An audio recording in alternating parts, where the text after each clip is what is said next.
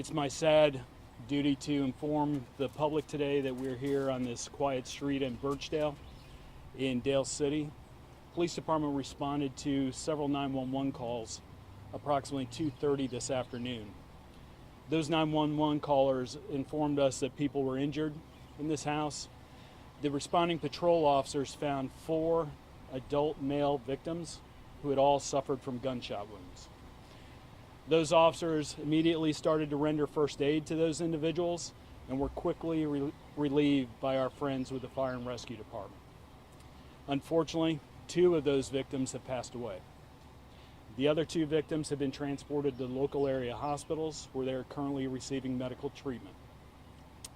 At this time, our investigators are on scene, talking to witnesses, talking to neighbors and everyone in the neighborhood, and we are very convinced that the violence that took place at this residence today is limited to this individual home. It's not something that's neighborhood-wide, but it is relieved to be able to say that it's folks who probably knew each other and have some sort of connection, but they will identify those people and we'll be able to put that information out later. The detectives are currently working as fast as they possibly can, interviewing witnesses, trying to identify the victims. We have not been able to identify them, nor have we been able to identify next of kin at this point. So I don't have any information that I can release to you on who they are. The men and women of the Prince William County Police Department share our sorrow with the family members of these victims.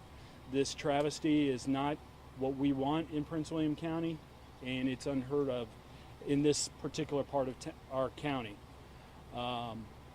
We are working very hard, like I said, to identify the person that is responsible for this event. And based on what limited information I know right now, it is one person that we are looking for.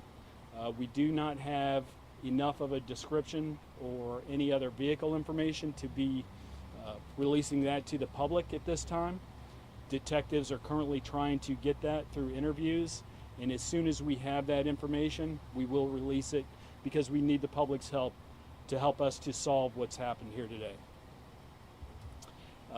This part of the county is generally very quiet.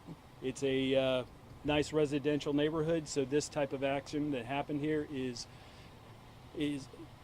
traumatic to everybody, including the police department, our community, and everyone associated with the folks who live here, who were visiting here.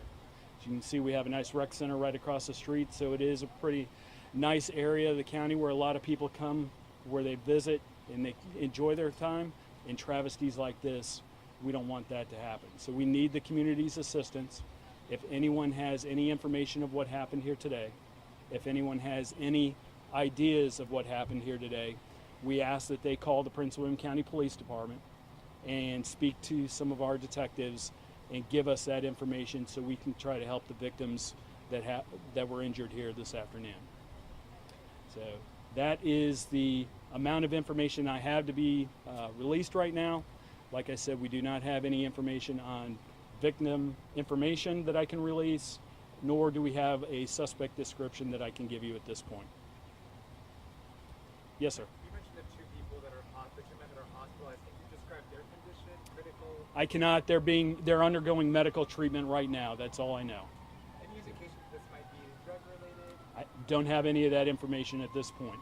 Hopefully the detectives will find that and use that to our advantage to identify who's responsible for this heinous crime. Yes, sir. Can you describe where these shootings occurred? We heard one of the victims may have been shot outside of the house. The victims were found both inside a residence and outside, so we don't know fully exactly what happened from the moment it started until it ended. So that information will be found out by the detectives as they continue their investigation. Are you able to describe this scene? Because it's clearly not just in front of one home. I see there's some evidence markers here with what looks like clothes and stuff by this electricity unit. Can you describe that? As with any crime scene, we try to block off as much as we can and look for any possible shred of evidence, how small or how big. And that's what you see here. Anything that looks like it could be connected, we'll collect that and examine it to see if it is. and we'll use that as part of our investigation as we continue down the road. This happened right before 3 o'clock. Were there children in the area? This is a rec center. I don't have that information at this point. Sir. Major, you mentioned several 911 calls. Yes. Were they coming from inside the house, from neighbors? That information is part of the investigation. I don't want to release that at this point. I will say there was more than one, and those folks, we appreciate them calling 911, and getting the emergency services rolling and getting them here quickly. So I can't tell you that yes or no one way or another. Yes, ma'am. Can you tell us, was the incident happening in more than one house? Was more than one house, or the residents of more than one house involved? That is still part of the investigation that is going on.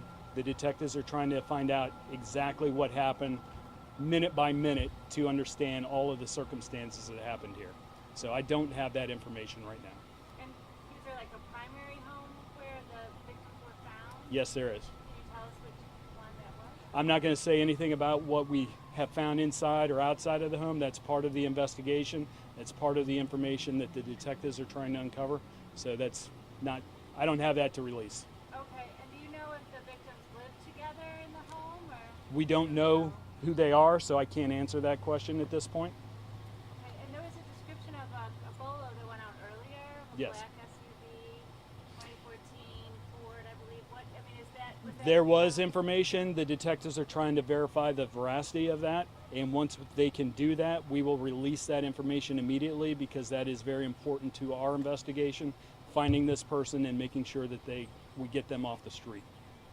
And have residents been kept away from their homes as a result of this incident? I don't know that for certain. Some of them probably have because of the investigation, but we have talked to the residents on either side of where this occurred.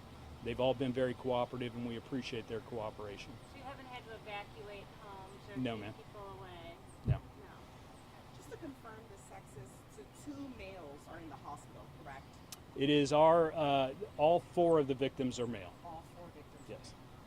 Major, So. in a previous press release, you all said you don't believe the suspect is in this area. Could you describe, do you know where that suspect could be, or how did you come to that determination? We don't know where the suspect is at this point, but that information was gleaned from the witnesses who talked to the first responding officers and those that are currently being interviewed by our detectives. And when you say area, do you mean this block, this county? Could you elaborate at all? Or? They're not here where we are. That's the extent of what I know today. Okay? Do you know, like, an age range of the victims? No, we don't know that yet. 40s? They all appear to be adults. I'll leave it at that. And I again want to reiterate the sorrow and the pain and the connection that the men and women of the police department have with this community, and we feel for the men and women and the families that live on this block. We were working diligently to identify who has done this, and we'll bring them to justice as soon as we possibly can. Thank you. Anything about the weapon that No, was ma'am. used?